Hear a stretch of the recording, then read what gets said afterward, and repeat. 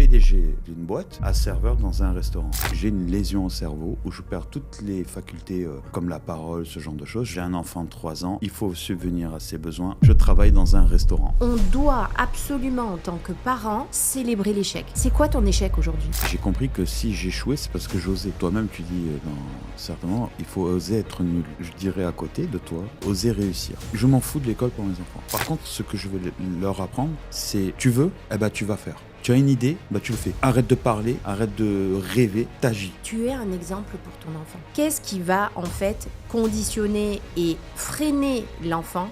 Ce sont les peurs des parents. Éduquer, c'est avant tout incarner le message qu'on transmet à nos enfants. C'est ça le leadership. On doit être le leader de notre enfant pour qu'il puisse devenir justement un leader et non un suiveur. Bonjour, bienvenue dans l'École des leaders, le podcast qui réinvente l'éducation avec Republic Child. C'est un podcast justement où on va partager les clés de la réussite, les clés de l'épanouissement, du leadership qu'on n'apprend pas à l'école. Aujourd'hui, j'ai le plaisir d'accueillir Michel Khoury avec un parcours atypique, hors norme. Et Michel, je te laisse te présenter aujourd'hui dans l'École des leaders. Tu as 2 minutes pour nous dire d'où tu viens. En tout cas, merci pour l'invitation. Ça me fait toujours plaisir de venir partager mon expérience. J'ai 2 minutes. Tu veux que je raconte toute mon histoire ? Voilà. Peut-être que mon audience ne te connaît pas. Donc, l'idée, c'est vraiment de comprendre d'où tu viens, ton parcours, ton expérience et où tu en es aujourd'hui. C'est parti. Écoute, moi, je suis né à Dakar, au Sénégal, et mes parents étaient super pauvres. Et à l'âge de 14 ans, ma mère est venue me voir un jour dans ma chambre et elle m'a dit « Michel, ton frère va aller faire ses études en France. Est-ce que tu veux y aller avec lui ?» J'ai tout de suite dit oui. Et elle me dit « Attention, quand tu vas y aller, ça va être très difficile, mais ça sera la chose la plus forte qui va t'arriver dans ta vie parce que ça va t'aider pour ton âge adulte parce que tu vas avoir la confiance en toi. » J'arrive en France en 1997, le 9 août précisément, parce que ça, on ne peut pas oublier les dates. J'arrive dans une autre culture. Alors, il faut savoir que c'était il y a presque 30 ans. Le monde n'était pas ouvert comme aujourd'hui avec Internet et tout. Donc, je changeais vraiment de monde. J'arrive seul. Je rentre à l'école. Et là, je me confronte en fait à plusieurs choses, comme des moqueries, ce genre de choses, parce que j'étais différent. Je ne m'habillais pas pareil. J'avais l'accent, etc. J'aimais pas trop l'école. Et en même temps, il fallait que je subvienne à mes besoins et à ceux de mes parents. Donc, avant d'aller en cours, je faisais des petits boulots comme des ménages pour avoir de l'argent pour moi et faire en sorte que mes parents ne m'envoient plus de l'argent. Je fais mon lycée en 5 ans au lieu de 3. Je réussis à avoir mon bac. Je décide tout seul de ne pas faire d'études. À cette époque, j'étais passionné par la communication dans tous les domaines, dans la publicité, le marketing ou même la communication orale. J'ai postulé à 1 million d'entreprises, on ne m'a jamais donné ma chance. Je suis passé à autre chose.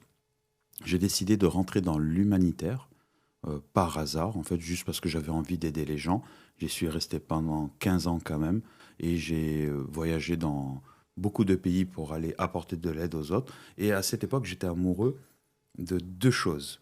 Aider les gens et gagner ma vie. J'étais amoureux du matériel. Parce que comme j'étais petit, on était dans la précarité, je pensais que la réussite se mesurait à l'argent, à la voiture, à la belle maison, etc. Donc je montais plusieurs petites entreprises sur 1 an, avec des réussites et des échecs. Et un jour, je décide de monter une boîte un peu plus grande, avec un projet qui est lié à l'administratif. Pendant 1 an, je travaille à fond, beaucoup de clients, génère jusqu'à 1 million d'euros de chiffre d'affaires. Et je me rends compte en fait que je ne suis pas très bon en management, en gestion d'entreprise, et ma boîte coule. Je fais un burn-out parce que je pense que je ne suis plus capable de réussir à entreprendre, parce que j'avais quand même fait plein de choses avant. Et moi, je n'ai pas le temps de vivre les choses. 2-3 mois après la faillite, j'ai une lésion au cerveau où je perds toutes les facultés comme la parole, ce genre de choses. Je parle 3 langues, j'ai perdu 2 langues. Je reste jusqu'à 3 semaines à l'hôpital. Mes facultés reviennent, mais j'ai un traitement qui est très lourd. J'habite à Palavas-les-Faux, une ville balnéaire au sud de la France. J'ai un enfant de 3 ans. il faut subvenir à ses besoins, obligé de travailler, je n'ai pas le droit de conduire, je travaille dans un restaurant en tant que serveur. Donc là, dans ma tête, en fait, je passe de PDG d'une boîte à serveur dans un restaurant. Serveur dans un restaurant, c'est un beau métier, mais moi, dans ma tête, mon ego, il était cassé. Au bout d'un certain moment, je réapprends à travailler, à parler avec des gens, et le goût du business revient. Donc, je commence doucement, j'achète des vêtements d'occasion à des particuliers sur la ville de Montpellier, je les revends aux puces et je me fais mon petit business. Ensuite, je crée 1, 2, 3 friperies et je me suis dit, attends Michel, ne deviens pas amoureux de l'argent, deviens amoureux de ce que tu fais. Je prends une affaire familiale avec ma mère qui tenait un pressing depuis 10 ans, elle voulait arrêter, je le reprends et je travaille avec elle pendant 2 ans. Donc un métier qui est chiant, parce qu'il faut repasser des chemises. Déjà, chez toi, tu n'aimes pas repasser tes chemises, alors imagine au boulot. Mais je le fais quand même avec plaisir, parce que je travaille avec ma mère, etc. Et un jour, je me dis, mais attends, Michel, tu es passionné par la communication depuis ton enfance, et tu aimes aider les gens. Pourquoi tu ne trouves pas une solution? Et là, je me suis dit, pourquoi tu ne mettrais pas ta passion au service des autres? Et au même moment, donc c'était il y a 2 ans et demi, je reçois une notification d'un réseau pro LinkedIn. Et là, je me dis, attends, c'est le réseau des chercheurs d'emploi, tout ça. Je n'avais pas d'abonnés, etc. Je n'étais pas réseaux sociaux. Je fais une publication qui fait 2 millions de vues. La première, ça me ramène 10 000 abonnés en 2 jours. Et ensuite, moi, comme je suis quelqu'un qui fonce, en 6 mois, 100 000 abonnés, je prends en charge ce réseau. En gros, j'aime bien dire ça. Je réinvente la com sur ce réseau. Ça veut dire que tous les gens qui communiquent aujourd'hui sur ce réseau s'inspirent de moi, de ma manière de communiquer. Et aujourd'hui, 2 ans après, j'ai à peu près 2 millions d'abonnés à travers tous les réseaux. Donc, je fais des vidéos, je partage mon expérience, je raconte cette histoire en plus détaillé. Et grâce à ça, je donne des conférences, j'ai créé mon podcast, j'ai écrit un livre, j'ai plein de projets, mais je ne suis pas figé dans ce que je fais. Je ne sais même pas comment me présenter quand on me demande ce que je fais. Et je pense que c'est un chemin que je dois prendre pour aller voir encore quelque chose de plus gros. Donc voilà mon histoire. C'est incroyable. C'est incroyable comment, en fait, on voit déjà que ton parcours est inspiré, imprégné par ce leadership, finalement, que tu as inné. Alors moi, j'aimerais revenir justement sur l'école. Ok. Je vais la faire simple. Qu'est-ce que tu penses de l'école? Alors, ça ne va pas être très gentil. On n'est pas là pour être gentil. J'ai 2 facettes. Moi, j'ai connu l'école au Sénégal et j'ai Ok. connu l'école en France. Alors, Donc, c'est on est justement complètement dans 2 parfait. systèmes différents. Moi, quand j'étais à l'école au Sénégal, à Dakar, l'école, c'était important. Déjà, ce n'était pas obligatoire. C'était important parce que si tu n'allais pas à l'école, tu n'avais aucune chance, vraiment, de réussir. Ok. Tu ne sais pas lire, tu ne sais pas écrire, tu n'as pas un minimum de culture, donc tu vas être vraiment en difficulté. Donc, on savait exactement pourquoi on allait à l'école. Ah, très intéressant ce que Le tu pourquoi. dis. Ouais, Voilà. ok. Le pourquoi j'allais à l'école, c'était pour pouvoir avoir plus de chances de réussir. Ça n'assurait pas la réussite, donc on savait que si on savait lire ou écrire, ça allait nous aider. Et d'ailleurs, je l'ai vécu quand je suis venu en France. Si je ne savais pas lire et écrire, ça aurait été plus compliqué. Et d'ailleurs, c'était une obligation de mes parents que je passe en seconde pour pouvoir venir en France. Parce que sinon, c'était compliqué. Okay. Donc, j'avais vraiment le pourquoi, un objectif, c'était vraiment ça. bien... Et il y avait un rôle aussi éducatif. Ça veut dire que moi, quand mes parents me laissaient à l'école, les maîtres ou maîtresses devenaient nos parents. Oui. Ça veut dire qu'eux, ils étaient respectueux, bienveillants et tout, mais ils avaient un rôle aussi éducatif. Ils nous apprenaient certaines choses. C'était pas de la violence, tout, comme on peut l'imaginer, mais il y avait le respect, comment s'exprimer, comment parler, parce que nos parents sont au travail, c'est eux qui prennent le relais, ils nous apportent l'information, la culture et l'école, mais aussi le côté, on va dire, le savoir-être. Et quand je suis arrivé en France, tout autre chose. Déjà, pendant 3 mois, j'étais le premier de la classe. Parce que j'étais pas le premier de la classe à Dakar, mais j'étais le premier parce que j'avais une sorte de cadre. Ok. Tu avais une structure, une discipline. Une discipline dans mon cerveau. Voilà. Il y avait les devoirs à faire, c'était fait, tac, je Ouais, ouais. répondais, j'écoutais quand T'étais il parlait, cadré, en fait. je prenais les notes comme il fallait, donc tout était calé comme il faut. Au bout de 3 mois, en plus moi, si je vois qu'il n'y a pas de structure, et en plus il fallait que je travaille pour subvenir à mes besoins, pour que tu comprennes, en 5 ans, je suis allé 1 an à l'école. Ok, J'y allais plus. ok. Et pourquoi? Parce que dans mon besoin que j'avais de gagner de l'argent, je ne voyais plus l'utilité de l'école. Très intéressant ce que C'était tu dis. Ouais. pas, on m'apportait rien. Et dans mon besoin, mon envie d'entreprendre, parce que j'ai toujours eu cette âme d'entreprendre, Mhm. d'avoir un business, quel qu'il soit, je n'ai pas vu l'utilité de l'école. J'aurais aimé, moi, avoir... J'avais qu'une matière que j'aimais, c'était l'histoire géo, et une autre, et c'était qu'en seconde, c'était l'économie droit.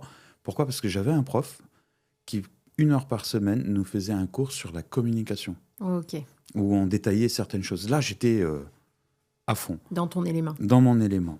Donc, quand même, tu as perçu très rapidement, finalement, ce qui t'animait. La communication, Ah oui. c'était vraiment... Ok, Ah oui, c'était incroyable. Et en plus, j'étais devenu pote avec ce prof, ok, que personne n'aimait, parce que je voulais qu'on aille plus loin dans... ok. En fait, tu es tout le temps drivé par si j'en ai besoin, ça a du sens. Oui, Et là, ce prof qui t'inspirait et qui nourrissait ton appétence pour la communication, bah, en fait, lui, il avait quelque chose à t'apporter. Et du coup, lui, il y avait et un c'était intérêt. encore pire que ça. Oui. Il venait avec moi, il venait avec des affiches publicitaires, par exemple, d'un parfum. Il me dit, vas-y, décortique-moi pourquoi Magnifique. on utilise telle couleur et tout. Au Oh. bout du 10e, je suis allé à la fac avec lui, parce qu'il était prof de fac aussi. Ouais. Il montrait aux gens comment je décortiquais les images à l'âge de 15 ans. À ses Incroyable. élèves de 30 ans, il disait, regardez la vision qu'il a, lui, de l'affiche publicitaire. C'est Que incroyable. vous avez 20 ans, vous n'avez C'est pas. incroyable. Et du coup, il m'a montré ma zone de génie, en fait. Ouais. Et en fait, une fois que tu as eu ta zone de génie, pour toi, tout le reste, c'était... Oui. Voilà, tu étais en mode, je dois subvenir à mes besoins.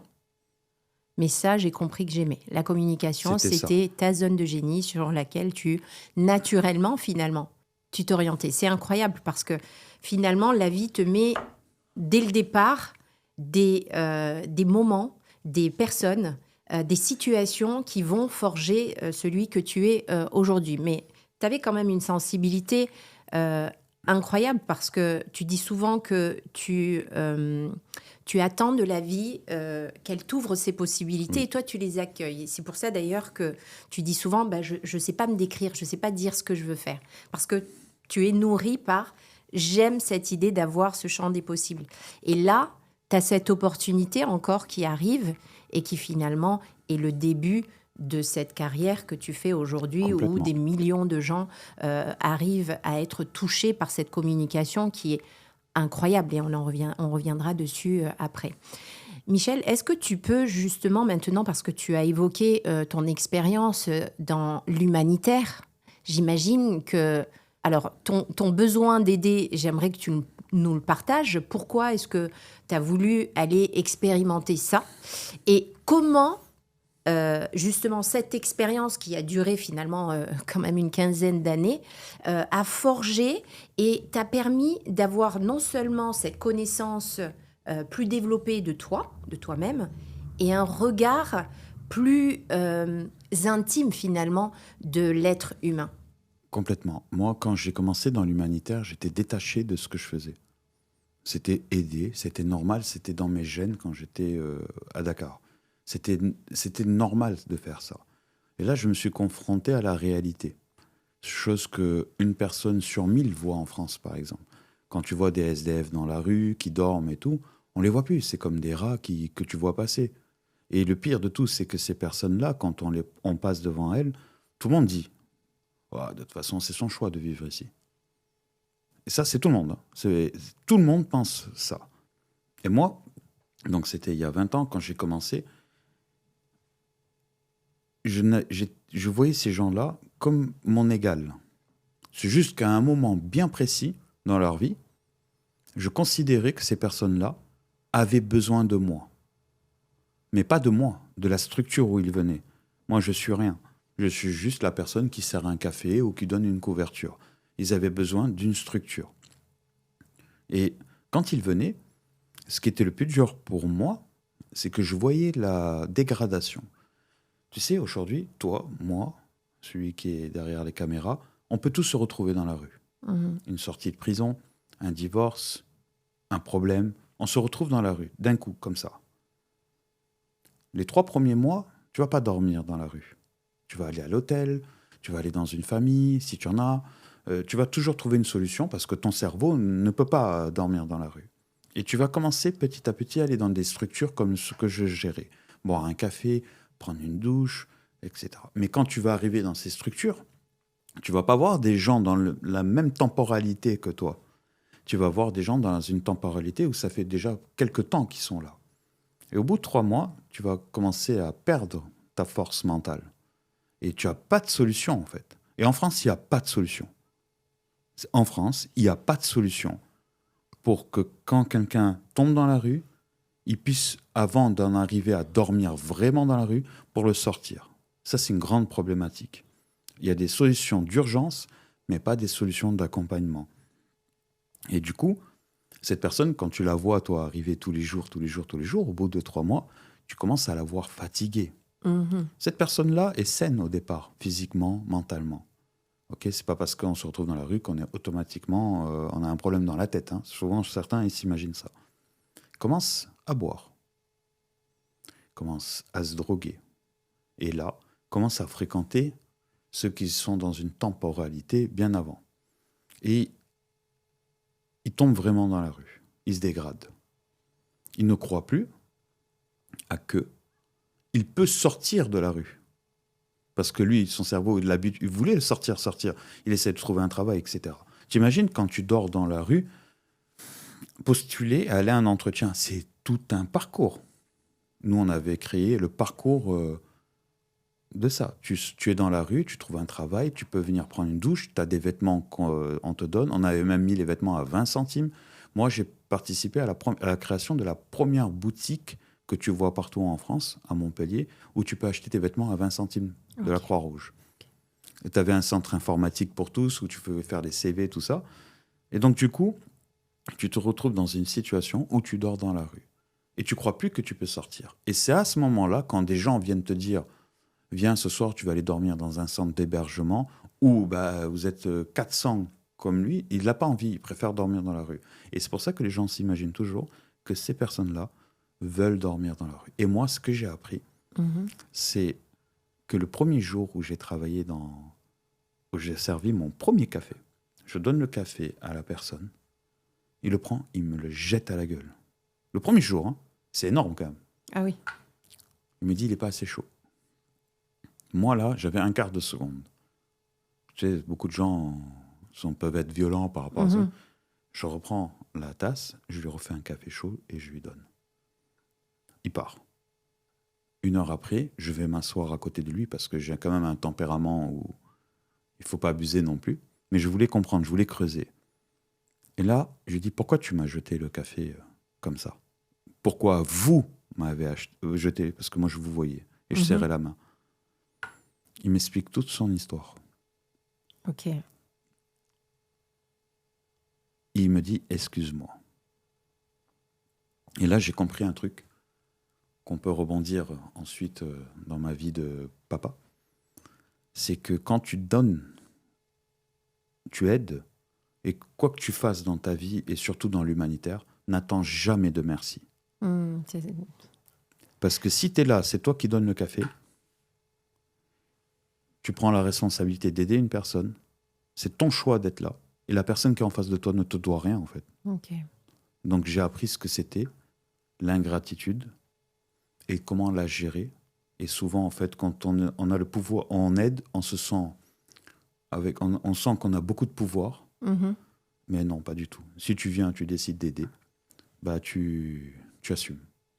C'est très intéressant, effectivement, l'ingratitude.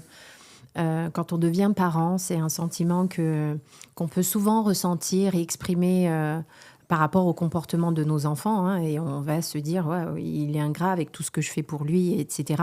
Et finalement, j'ai pas de retour, j'ai pas de reconnaissance. Et je dis souvent que si on ressent cette ingratitude, c'est qu'on fait le taf, c'est qu'on fait bien les choses, c'est qu'on les fait et que l'enfant se sent assez en sécurité pour justement pouvoir s'exprimer vraiment. Donc, sans sentir qu'il doit quelque chose en retour. Michel, tu as quand même connu pas mal d'échecs, d'accord ? Et tu dis souvent que l'échec, c'est de l'entraînement.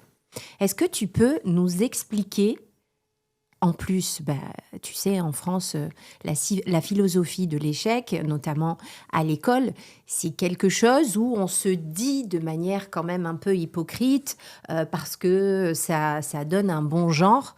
Oui, il faut échouer, mais réellement, à l'école, c'est pas le cas. Et finalement, le parent est conditionné à avoir aussi peur de l'échec. On veut que nos enfants réussissent. Est-ce que tu peux nous partager, en fait, ce que tu entends par l'échec, c'est de l'entraînement ?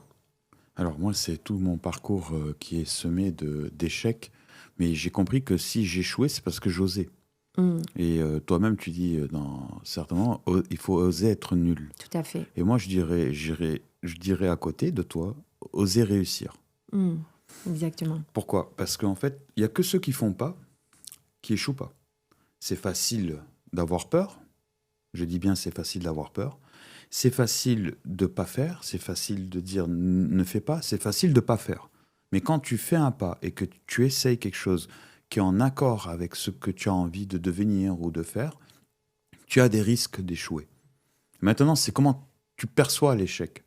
Est-ce que la première fois que tu échoues, tu dis « Ah c'est terminé, je ne suis pas fait pour ça, etc. » Ou tu dis « J'ai échoué, j'apprends pourquoi j'ai échoué, tu vois tes axes d'amélioration et tu vois aussi tes axes de réussite. » Moi, la grande faillite que j'ai faite, pendant 1 an, j'ai eu le problème de santé et tout, j'ai pensé que je n'étais plus capable d'entreprendre. Je pensais que c'est bon, j'ai fait le tour. Et après, je me dis, non mais attends, pendant 1 an, j'ai payé 20 salaires, j'ai nourri 20 familles, j'ai fait 1 million d'euros de chiffre d'affaires sur un projet où, franchement, pour vendre ça, il fallait se lever tôt le matin pour mettre toute la structure de vente, le pilotage commercial, tout ça. J'ai réussi à faire plein de choses, mais mes axes d'amélioration, c'était la gestion, l'administratif, le management et tout. Et du coup, ça devient plus un échec, ce que j'ai vécu. Excellent. Ça devient un apprentissage, une leçon. Excellent. Et si tu le perçois comme ça, en fait, tu vas pouvoir recommencer. Et c'est pour ça que je dis que l'échec, c'est de l'entraînement. Magnifique. Magnifique parce que non seulement, en fait, on voit comment est-ce que, OK, j'ai un échec, et petit à petit, tu vas, à travers l'échec, chercher derrière les axes d'amélioration, et donc ces leçons et ces apprentissages.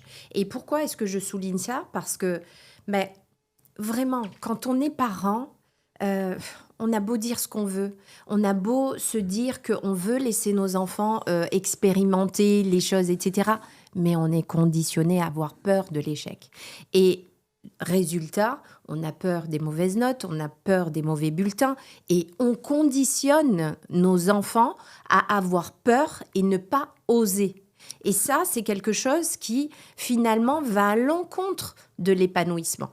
Et c'est pour ça que je pense réellement que chaque parent doit, au lieu de célébrer justement des réussites, des victoires, c'est ce qu'on fait dans tout finalement, dans ce qu'on appelle la parentalité positive, se conditionner absolument de manière nécessaire en fait vers de la positivité, comme si en fait les émotions un petit peu négatives, j'aime pas dire inconfortables, désagréables, n'étaient pas à vivre. Et c'est pareil pour la réussite, la scolarité. Un enfant qui va avoir un bon bulletin, c'est un enfant tranquille. C'est un enfant, un bon élève. C'est un bon enfant. Un enfant obéissant, c'est un bon enfant. C'est un enfant qui n'inquiète pas. Tout ce qui va à un peu l'opposé, donc un enfant turbulent, un enfant distrait, un enfant dissipé, un enfant qui va être dans la lune, tout ça, c'est pas bon. Et c'est comme ça qu'on se conditionne. Et là, ce que tu dis, moi, je vais encore plus loin, c'est que on doit absolument, en tant que parent, mettre quelque chose qui devrait être ritualisé, célébrer l'échec. Alors aujourd'hui, t'as fait quoi? C'est quoi ton échec aujourd'hui? Célébrer l'échec pour que chaque enfant, quand il rentre chez lui, il va kiffer. Ah bah tu sais quoi? Aujourd'hui, j'ai essayé ça. Punaise, j'ai raté. Mais c'était trop bien. Qu'est-ce que t'as appris? Qu'est-ce que tu as appris de cette expérience? En fait, tu vois, je suis partie un peu trop tôt, ou bien j'ai cru que j'étais plus en confiance, du coup j'ai fait ça. Et la prochaine fois, tu auras envie de faire ça, tu ferais ça comment? Là, hein, qu'est-ce que tu fais comme ça? Non seulement tu permets à ton enfant de venir vers toi, de voir l'échec comme une occasion d'essayer, oser être nul. Mais je m'en fiche. Le parent, lui, il se calme. Et il va accompagner réellement. Il va leader son enfant. Parce que pour que tu puisses éduquer ton enfant, il faut que toi-même, tu aies expérimenté ça. Mais si tu as peur d'échouer, comment est-ce que tu veux faire, par exemple, une nouvelle recette que tu ne connais pas du tout C'est vrai. et que tu es là avec ton enfant, tu dis « Non, non, attends, j'ai peur de rater. Oh là là, je suis énervée. » Tu es un exemple pour ton enfant. Alors permets-lui, donne-lui les clés, les occasions de dire « Waouh, c'est trop bien, tu te rends compte que tu as osé. » On s'en fiche de l'échec parce que tu as appris plein de choses. Et ça, c'est quelque chose que on n'apprend pas à nos enfants. Et pourtant, c'est Et quand nécessaire. on n'apprend pas à l'école aussi. À l'école, non. À l'école, on est étiqueté. Alors, je suis désolée, oui, je suis enseignante. Et à chaque fois que je dis ça, j'ai des enseignants qui viennent me dire « Non, l'échec, c'est pas vrai. » Ce n'est pas vrai. C'est de l'hypocrisie. En fait, l'échec à l'école, il est aussi conditionné. Il est beau. C'est-à-dire, oui, tu vas échouer, alors tu vas remédier, tu es en non-acquis, tu vas être en encouragement, on va féliciter, on va remédier. Mais réellement, est-ce que tu permets à un enfant, durant la classe, qui se lève et qu'il ose, hop, t'es en leçon, alors tu vas me dire oui, mais c'est la discipline, etc. Est-ce que tu l'autorises à ce moment-là à te dire ouais, maîtresse, j'ai une idée, je viens de penser à ça quand vous avez dit ça, j'ai pensé. Non. Non, c'est Là, conditionné. c'est là, de suite, tu arrêtes l'enfant et tu dis mais comment est-ce que tu calme-toi ou tu sors de la classe. Et ça va pas, je suis en train de, tu vois. Et tout ça, c'est des petits formatages. Et on va aller voir, par exemple, le parent et on va lui dire, bah oui, mais quand même, il se passe tenir parce que bon, on était en plein cours. Voilà, il y a quand même des moments. Il y a des. Et tu vois, tout ça, c'est des petites choses que le parent finit par être conditionné et on n'apprend pas le goût de l'échec. Pour apprendre le goût de l'effort, il faut échouer aussi. Et ça, c'est pas appris à l'école. Michel, donc, tu as échoué. Tu as eu un burn-out, tu as eu une lésion cérébrale. Est-ce que tu peux nous dire en quoi toutes ces expériences ont contribué dans ton rôle de parent à avoir peut-être une posture différente, une approche différente? Voilà, comment est-ce que tout ça a conditionné ta parentalité? Alors, tout ce que tu as énuméré, en fait, on va aller à une étape juste avant. Oui. C'est mes parents. Ok. Et je pense qu'aujourd'hui, beaucoup de parents font avec leurs enfants comme ce que eux ils ont vécu avec leurs parents. Et moi, j'ai eu la chance, en fait, de vivre dans la précarité sévère dans mon enfance, une vraie précarité. Et du coup, il y avait un contraste, un paradoxe, c'est que par contre, j'avais beaucoup d'amour et de confiance. Moi, ma mère, c'est j'ai un projet, vas-y, je te fais confiance. Magnifique, Essaye. ce que tu dis. Vas-y, je te fais confiance. Si tu as besoin de moi parce que je comprends pas trop ce que tu fais, je suis là. C'est super. Excuse-moi, Michel, je t'arrête parce que ça, c'est pour moi l'essentiel. La parentalité consciente, il y a deux choses. Il y a cette bienveillance dont tu parles, donc que je nomme la connexion, et il y a ce cadre, d'accord ? Et tu avais les deux, parce que dans ce que tu as partagé, tu vois, à Dakar, ta discipline, etc., tu comprenais en fait le rôle de chaque chose. Et ce que ta mère t'a autorisé à ce moment-là, avec bienveillance, c'est incroyable. Ah oui. C'est incroyable. Et c'est ce qui t'a conditionné, en fait, à t'ouvrir, à oser rêver grand. Je te laisse continuer. C'était Et du important coup, de le souligner. j'ai jamais eu peur, en fait, de faire quoi que ce soit. Parce que déjà, je savais qu'il y avait une personne, qui est quand même ma mère, qui était là pour m'aider, qui me faisait confiance, donc ça tire vers le haut. Et tout ce que j'ai vécu après mon arrivée en France, tout ce que j'ai vécu, je les ai vus comme des étapes ou des épreuves. Mais c'est pas quand tu vis ta lésion, tu le vois pas comme une étape, hein. C'est après. Oui. Et moi, aujourd'hui, avec tout ce que j'ai vécu, quand je suis face à mes enfants, c'est tout ce que tu dis sur le fait qu'on va les voir heureux, etc. Des fois, tu peux culpabiliser de ne pas faire ou de trop en faire.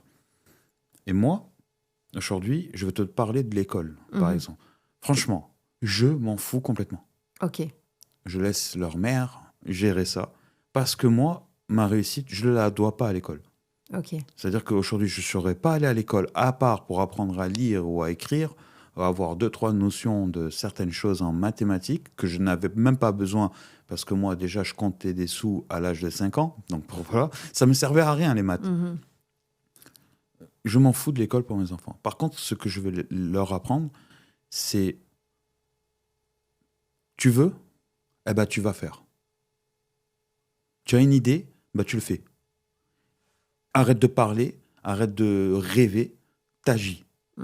Mais pour qu'ils arrivent à ça, il faut que je leur montre. Je suis là aujourd'hui, ils savent pourquoi je suis là, pourquoi je le fais. Quand je fais mes vidéos et tout, je les fais participer à tout ce que je fais en fait. Et je leur explique pourquoi je le fais, comment je le fais, je les fais participer. S'il y en a un, quand il y en a un qui a une idée, j'ai un petit de 7 ans, il a une idée, je lui dis bah, vas-y, fais-le. Papa, je veux faire la caméra comme ça. Bah, vas-y, fais-le. Même si je sais qu'au final, je vais devoir refaire, mais il le fait. Si je lui dis non, tu sais pas faire, laisse-moi. C'est moi. En gros, ton idée, elle est nulle. Oui. Ben, je vais le fermer. Oui, ou tu vas le conditionner. Alors voilà, c'est intéressant parce que tu sais comment le faire, mais tu le laisses quand même expérimenter. C'est ça. Il réussit pas. Je lui dis regarde. Je lui montre. Je lui dis, tu me cadres mal. Regarde comment tu peux faire. Prends le truc, fais ça, ça. Le lendemain, il revient, il me demande même pas. Il prend la caméra, il me la cadre comme il faut. Donc c'est ce que j'essaie de leur apprendre. C'est oui, il y a des bases à l'école à connaître. Il y a des choses. On peut pas dire que l'école ne sert à rien vraiment, mais c'est pas ce qui fait. Okay. La personne que tu vas être et ton métier. Il y a des métiers où c'est obligatoire, médecin, avocat, tout ça. Mais aujourd'hui, je pense que si je devais remettre en question l'école, et surtout en France, il y a des matières qui devraient arriver. Comment entreprendre ? Oui. Comment gérer une entreprise ? Comment gagner de l'argent ? Comment gagner de l'argent ? Comment gérer ses émotions ? Comment apprendre à se connaître ? La seule matière où on est un peu... truc, c'est la philosophie. En plus, un prof de philo, c'est toujours sa vision qu'on va écouter. Donc, c'est lui ce qu'il pense, en fait. Moi, j'aurais voulu, pour ma part, une école de la communication, comment s'exprimer à l'oral. Très tôt. Voilà, très tôt. Moi, si, je te jure, hein, si on avait perçu ça chez moi, très jeune, que je pouvais avoir des notions... Ce prof l'avait perçu, il m'a amené dans sa fac. Et qu'on m'avait dirigé vers ce métier-là, vers cette formation, vers quelque chose de bien précis autour de ça, avec des petites bases à côté. Histoire géo, un peu comme le foot. Oui. Quelqu'un qui devient un pro, il fait l'école de foot, centre de formation, mais à côté, il a ses matières et tout. Mais la matière principale sur laquelle on va se concentrer, c'est le sport. Eh ben moi, franchement, je ne sais pas où je serais aujourd'hui. Hein. Eh oui. Oui, parce qu'en plus, toi, tu as eu quand même cette chance d'avoir ce prof à un moment donné. Mais quand on n'a pas justement la personne qui va justement voir ce talent, ce génie, c'est compliqué parce que, en fait, tu ne le connais pas toi-même. Je me permets. Oui. À cette époque-là, moi, quand j'ai redoublé ma seconde, je suis allé voir une conseillère d'orientation. Oui. Donc, elle m'a dit, c'était à 30 ans. Hein. Oui. Donc, t'imagines les CAP, tout ça. Malheureusement, tu sais, il y a 30 ans, mais ça n'a pas beaucoup changé. Voilà, mécanicien ou boulanger. Autre truc, je dis non, mais moi, déjà, je ne savais pas que j'étais vraiment fait pour la com. Oui. Mais Puis c'est aujourd'hui que tu nommes la com. Oui. Mais Oui, quand j'avais 15 ans, je ne savais pas. Moi, j'étais passionné, mais oui. je ne pensais pas en faire mon métier. Et du coup, voilà. Donc aujourd'hui, moi, pour mes enfants, c'est que je veux leur donner un champ de possibilités. Il y a l'école, il y a aussi l'apprentissage tout seul. Tu peux apprendre tout seul quelque chose. Hein. Tu n'as pas besoin d'un prof ou quelqu'un ou d'une matière. Tu veux apprendre les maths, tu peux apprendre tout seul un peu. Oui, surtout aujourd'hui. Ouais, aujourd'hui, on a tous les éléments. Tu peux faire plein de choses, mais moi, ce que je veux pour eux, c'est surtout l'action. Ok. Je veux qu'ils agissent. Ça c'est puissant ce que tu dis. Parce que finalement, le fait de donner et d'ouvrir ce champ des possibles à nos enfants, donc en leur apprenant que l'échec, en fait, pas leur verbalisant, parce que les enfants, en fait, que tu leur dises « oui, l'échec », ils vont le répéter bêtement, mais réellement, ils ne vont pas comprendre. D'accord ? Ils ne vont pas le vivre. Et là, le fait que toi, tu disais, la maman, c'est plutôt celle qui va s'occuper du scolaire. Elle va s'occuper de ce qui est dans les rails. Moi, je vais aller ouvrir leur champ des possibles. Et ça, c'est super intéressant parce que très souvent, dans la parentalité, qu'est-ce qui va en fait conditionner et freiner l'enfant ? Ce sont les peurs des parents. Et un parent qui a peur justement que son enfant ne réussisse pas, en fait, il va s'accrocher à tout ce qui représente la sécurité, jusqu'à la sécurité de l'emploi. Parce qu'il va suivre ce cadre. Un enfant sage, un enfant obéissant, un enfant qui ne dérange pas, un enfant qui a de bonnes notes. Mais finalement, si on ose réellement s'écouter et à remettre l'enfant, l'humain, au centre de l'épanouissement, il y a beaucoup à faire. L'éducation est complètement à revoir, que ce soit le système éducatif et notre approche de la parentalité. C'est pour ça que je parle de parentalité consciente, parce qu'il y a tellement de conditionnements dans cet inconscient qui nous amène justement à conditionner nos enfants. Et toi, ce que tu donnes là, c'est parce que tu l'as expérimenté.